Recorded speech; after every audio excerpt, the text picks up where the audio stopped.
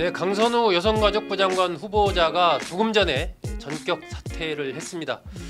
여러 가지 이제 그동안에 강선우 후보자 관련해서 이 갑질 논란 등 논란이 이어졌는데 이재명 대통령 임명하는 쪽으로 방향을 잡아서 추진을 하고 있었던 상황인데 아무래도 여러 가지 민심의 흐름이나 이런 것들에 대한 부담을 느끼지 않았나 싶습니다.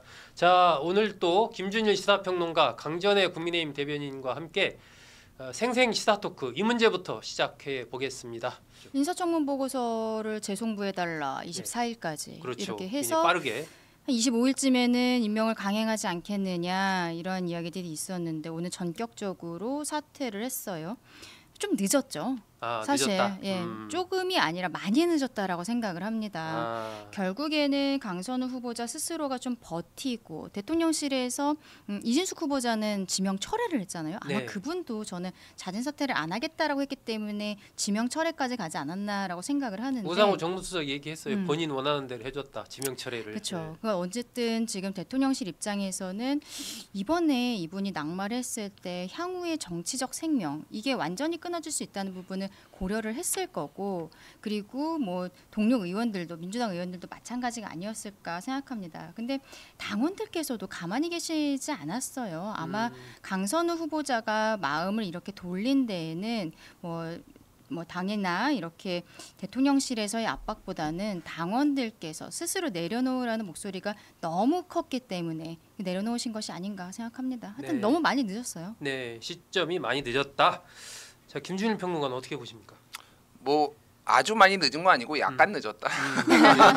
늦긴 늦었지만 약간 늦었다. 살짝 늦었다. 그 생각이 드는데 이제 지금까지 버팀으로 인해서의 긍정적인 효과 하나는 어쨌든 강선우가 논개가 됐다.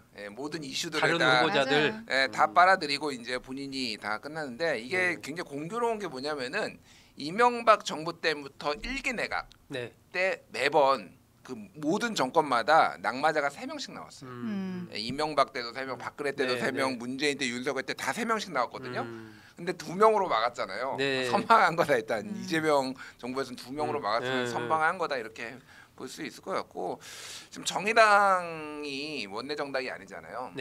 정의당이 그때 인사청문회 때 잘했던 게 이제 데스노트가 있어요. 그렇죠. 인사청문회 데스노트.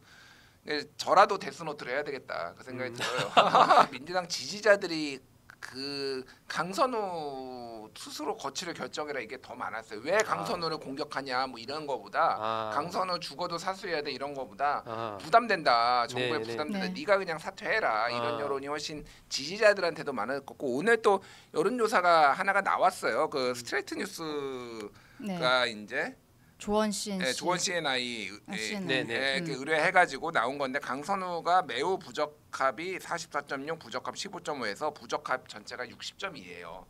그리고 적합이 32점인데 이게 아시겠지만은 정치 관련해서 여론조사는 30대 60이면은 거의 한 90대 10 정도 느낌으로 보면 될 겁니다. 죽어도 이제 정부 여당에 대해서는 그냥 지지하시는 분들이 항상 20에 30 정도 되거든요. 그러면 이거는 거의 모든 사람들이 마음에 안 든다라는 얘기예요. 이 정도면은 사퇴하는 게 맞죠. 적극 지지층 빼고 나머지는 부정적으로 본다는 얘기죠. 그렇죠. 그 박찬대 그 지금 당대표 경선 후보가 거의 속보가 비슷하게 떴어요. 맞아요. 네, 그러면서 이 강선우 후보자가 스스로 결단해야 된다라는 박찬대 후보의 속보와 강선우 후보가 사퇴했다는 속보가 비슷하게 떴거든요. 이런 부분들은 그동안에 이제 그 민주당 지도부 김병기 대행이나 또 문진석 뭐 수석부 대표 이런 쪽에서는 약간 어쨌든 뉘앙스 기타 등으로 해서 좀 임명해야 된다 이런 흐름으로 가져갔는데 박찬대 오늘 후보의 그런 부분들은 이 좀 결이 다른 맥락인데 이게 좀 박찬대 후보가 어느 정도 정보 입수를 하고서 그렇게 얘기를 한 건가요? 아니면 민주당 내에서의 국회의원들 사이에서도 말 못하는 흐름들이 워낙 거셌기 때문에 좀 그런 얘기를 했다라고 봐야 돼요. 이거는 제가 먼저 얘기를 하면은 저도 이제 뭐 확인은 아직 안 된 건데 제 추론인데 두 가지인 것 같아요. 하나는 대통령 쪽하고 얘기를 했겠죠. 그러니까 대통령실하고 박찬대 후보.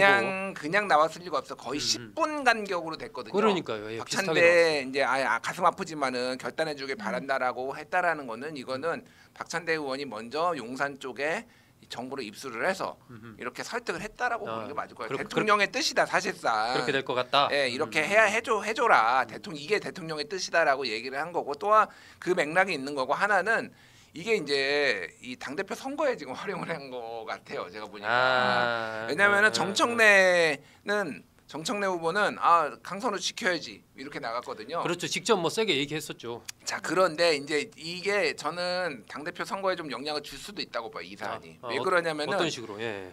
진짜 용산하고 그러니까 이재명 대통령하고 소통한 사람이 누구냐. 두 사람 중에 맞아요. 진짜 대통령을 위하는 사람이 누구냐, 정부의 성공을 바라는 사람이 누구냐. 그냥 그러니까 지지자들도 사실은 강선우 옹호보다는 그냥 강선우 사퇴라가 더 많았거든. 점점 많아지는 추세였는데 거기에 딱 올라타면서 내가 조율을 하고 내 충정으로 이렇게 됐다라는 거로 하면 진짜 박찬대가 진짜 찐명이네. 약간 이런 느낌을 좀 줄 수 있을 것 같아요. 그거를 좀 많이 노리고 이번에 다른 걸로는 차별화가 잘 안 되잖아요 지금. 그러니까요. 맞아요. 네, 치고 들어온 것 같아요 지금. 근데 지금 원내대표 선거를 할 때도 김병기 원내대표와 그때 서영교 의원 두 분이 붙었을 때 누가 더 그 이재명의 마음을 더 가까이 있는가, 누가 더 잘 아는가 이걸 갖고서는 경쟁을 했단 말이에요. 근데 이번에 강선우 후보자에 대해서 강행할 것처럼 이야기를 하면서 우상호 수석이 뭐라고 그랬냐면은 여당 지도부의 의견이 맞아요. 대통령에게 굉장히 큰 영향을 끼친 것 같다라고 이야기했어요. 저는 그게 너무 비겁하다고 생각했거든요. 좀 말씀드린 것처럼 지금 여당 지도부는 어차피 원내대표밖에 없잖아요. 원내대표가 당대표 권한대행이기도 하고 이분은 대통령의 마음에 들어가 있는 것처럼 이런 얘기를 하면서 표를 얻었는데 대통령의 마음을 지레짐작하고 그러면서 강선우 후보자를 굉장히 감쌌잖아요. 김병기 원내대표 그리고 문진석 성함 맞죠? 네네네. 네, 이 의원 같은 경우에도 수석 원내 부대표 하시면서 이분도 굉장히 또 보좌진들의 마음은 찢어놓지만 강선우는 감싸 안는 이러한 발언들을 하셨단 말이에요. 근데 이게 결국에는 대통령의 진심이 아니었다라는 것이 어떻게 보면은 이번에 박찬대 후보의 조그맣게 그 메시지로서 드러났기 때문에 저는 원내대표 지도부도 좀 뻘쭘하지 않을까라는 생각도 들어요. 근데 저는 처음에 어떻게 생각했냐면 이게 정청래 의원이랑 박찬대 의원에 대해서 지난 주말에 경선을 했잖아요. 근데 충청도랑 경상도권에서만 했는데 정청래 의원이 더블 스코어인 거예요. 그렇고 이게 생각보다 더 차이가 많이 나네. 근데 이게 이번에 투표한 거는 권리당원만 한 거거든요. 권리당원이 결국에는 100% 중에서 55%인데 권리당원들은 압도적으로 정청래 의원에 대해서 지지를 하고 있고 이미 강선우에 대해서 2명의 의견이 나왔었어요. 정청래 의원은 곧 장관 되실 분. 그리고 박찬대 의원은 약간 유보적인 발언들을 했었습니다. 이 조그맣게 페이스북 메시지 나오기 전에도. 그래서 저는 대통령실에서 강행하겠다는 의지가 있다라고 생각을 했고 그러면서 이제 그동안 지난 주말에 있었던 이 권리당원 투표가 대통령실에게는 강성 지지층들은 우리를 지지하고 있구나 이런 시그널을 줬던 것이 아닌가 이런 생각도 했었거든요. 근데 어쨌든 박찬대 원내대표가 이런 이야기를 했다는 거는 우리는 어떻게 보면 정말로 대통령과 가장 가깝다라고 생각을 하고 있으니까 적어도 저는 대통령이 일반 국민의 눈높이에서 많이 벗어나지 않았다는 것에 대해서 다행이다. 정말 다행이다라고 말씀드리고 싶습니다. 네. 이게 김준일 평론가님 어쨌든 이재명 대통령에게 이제 어떤 영향을 미칠 것이냐. 지난번에 이진숙 후보자 같은 경우는 지명 철회를 하고 강선 후보자는 임명하는 쪽으로 갔는데 지금 강선 후보자가 자진 사퇴하는 상황이잖아요. 이재명 대통령한테는 어떤 영향을 미칠까요?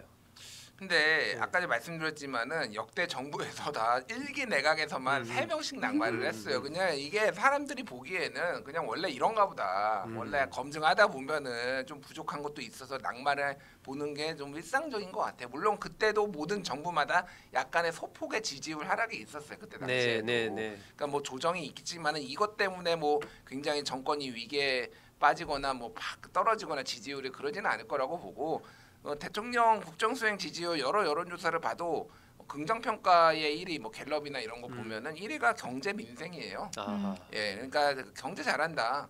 그리고 야 뭐 민생지원금 뭐 논란도 있고 뭐 야당에서 반대도 하지만은 그냥 사람들의 기대가 크거든요. 그거 받으려고 지금 이미 400만 명이 지금 뭐 줄 서고 뭐 서버가 터졌네 막 이런 얘기까지 나오잖아요. 오픈런 한다잖아요. 예, 그러니까 이것 때문에 영향을 받지는 않을 거고 오히려 어쨌든 정리가를 뭐 자진 사퇴지만은 이거는 정리를 했네.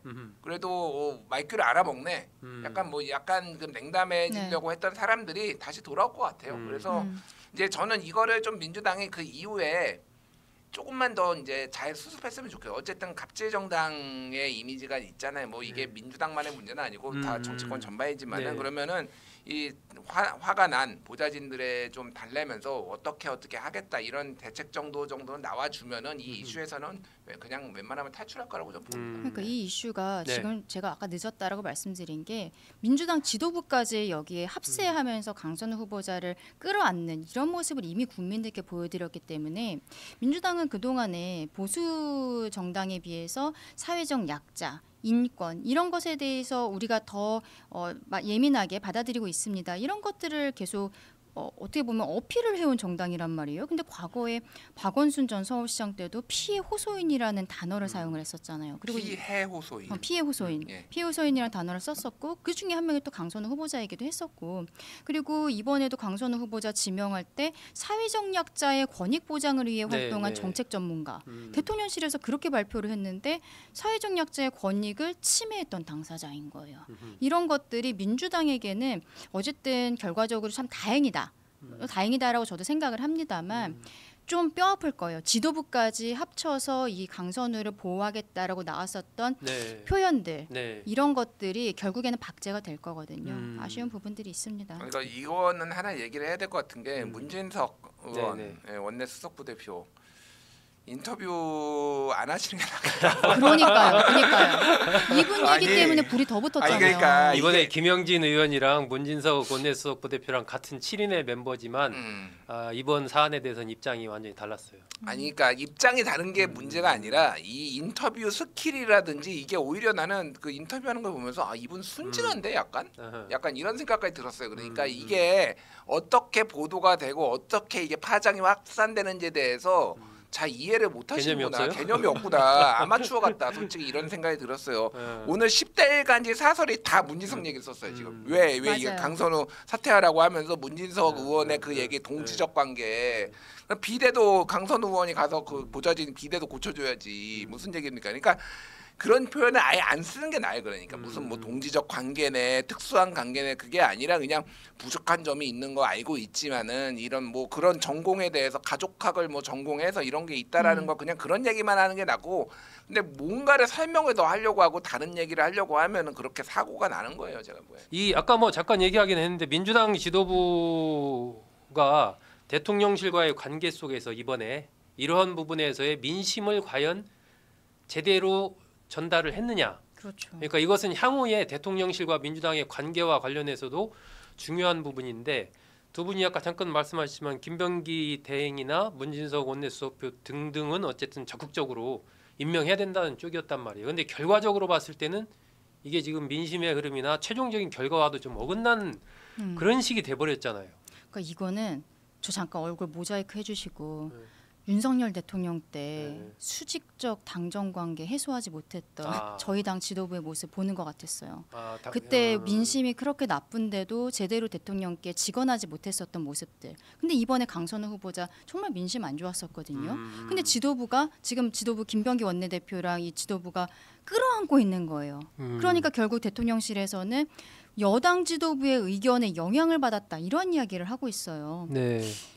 참 제가 국민의힘 대변인으로서 이런 이야기 하는 것도 아이러니합니다만 결국에는 저희가 항상 말씀드렸던 게 그거거든요. 이번에 당대표 선거도 그렇고 원내대표 선거 때도 누가 더 친명이냐 누가 더 찐명이냐 가지고서 경쟁하는 모습들이었는데 이런 모습들 민심이 차단되는 모습들 이거 정말 우려된다고 말씀드리고 싶습니다. 아니 모자이크를 여기서 안 해줘요. 스스로 하셔야죠. 이렇게 사실은요 윤석열 정권의 수직적 당정관계 같아요. 이렇게 스스로 음성 변조까지 하면서 네, 모자이크 안 됩니다. 저희. 자, 어쨌든 이 강선우 후보자 이슈는 자진 사퇴함으로써 일단 그 이슈 자체는 네. 사라졌지만 그 이슈가 던진 여러 가지의 파편들 이런 것이 남아 있고 그런 부분은 향후에 대통령실이나 민주당에서 그걸 어떻게 받아들이느냐 따라서 또 여러 가지 변화가 있지 않을까 그렇게 생각합니다. 저는 이거는 그냥 다른 네, 네, 얘기인데 네. 여성가족부 장관에 남성을 기용했으면 좋겠어요. 역발상을 한번 해볼 필요가 그러니까 있다. 어차피 이게 성평등 가족부나 뭐 다른 걸로 지금 한다는 거잖아요. 네, 그러니까 네, 네. 여성 문제에 대해서 물론 여성들이 더 관심이 많은 건 있지만은 꼭 여성이 해야 된다는 편견을 버리고 다른 뭐 국방부 장관은 여성을 한다든지 다른 나라에서도 그렇게 하자. 그러니까 이것도 저는 어떤 스테레오타입이라고 보거든요. 여성부 장관은 반드시 여성을 해야 좋습니다. 되는 것도. 네. 그래서 그냥 전문성 있는 이런 거에 관심 있는 분을 좀 발탁을 해서 남성이 하면 어떨까? 예. 그러면 2030 남성이 소외되는 것도 지금 대통령이 알아보라고 지시했대잖아요. 그러니까 차별받는 게 있는지. 그건 저는 뭐 여러모로 좀 괜찮을 것 같은데.